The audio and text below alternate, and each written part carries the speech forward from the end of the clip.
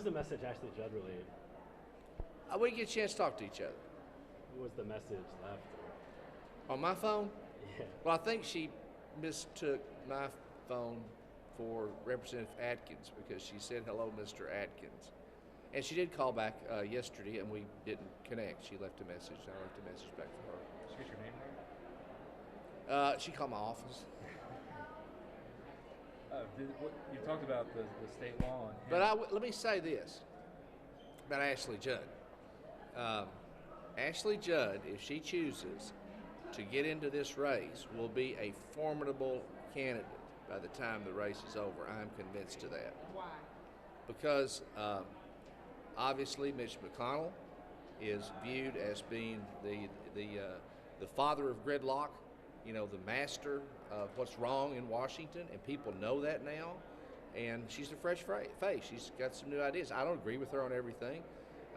Most Kentuckians like people that they can have genuine disagreements with, but still solve problems. And my take on her is that she's probably more of a problem solver because she's a bright, articulate person.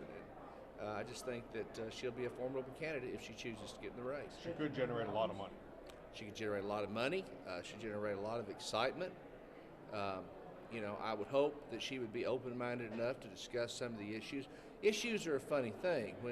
When you look at them from a distance, sometimes they don't look the same as when you look at them up close. I would love to show her Stonecrest and where I live and the industrial development sites that we've created. I just got out of a meeting not more than 2 hours ago where we're utilizing a mining site to build a new road through one of the most impoverished areas in America, in Mud Creek. It's been visited by Teddy Kennedy and others. They have a free clinic up there. It's always viewed as one of the areas that the press focuses on when talking about poverty in Appalachia. We have a road that's going to open that area up, and it's utilizing a mountaintop that's being mined. It's going to save the taxpayers of Kentucky money.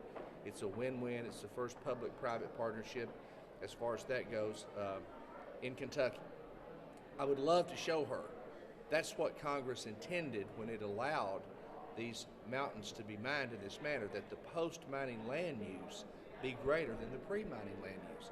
And with proper planning, we can do more of that. And that's really what it's about. Mountaintop mining is a dinosaur. It's slowly will come to an end because the slope conditions and will just not justify it. But there are opportunities, and what should occur, and what Congress intended was that this land be utilized because it is out of the floodplain, it is flat, it's usable, and it's something that Appalachia never had before. If she doesn't change her position on that talk of movement, could she win the mountains? Well, it'd be tough. Will she hurt your candidates? Pardon? Would she hurt your candidates? I don't think so. I think anybody that's articulate, anybody that's funded enough to get their message out there is going to be a positive for the Democratic slate. Mitch McConnell will drag the Republicans down in much the same manner, in my opinion, and I'll predict this, perhaps as the president did in Kentucky in this last race. People know he's Dr. Doom. He's the father of gridlock. Any man who calls himself a United States Senator who makes his first and highest priority being that an American president would fail and not be reelected is a man that doesn't deserve the title of United States Senator. I don't call him United States Senator. I call him other bad words, but not United States Senator. Sounds like you're in campaign mode. I am. I'd love to run against him. When you talk to her, will you encourage her to run? When I talk to her, I'm going to encourage her, as I would any other candidate, that this is a winnable race.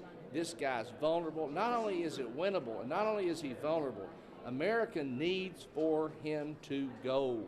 Kentucky needs for him to go. Look at what Robert Byrd did for West Virginia and what Mitch McConnell hasn't done for Kentucky. And I rest my case.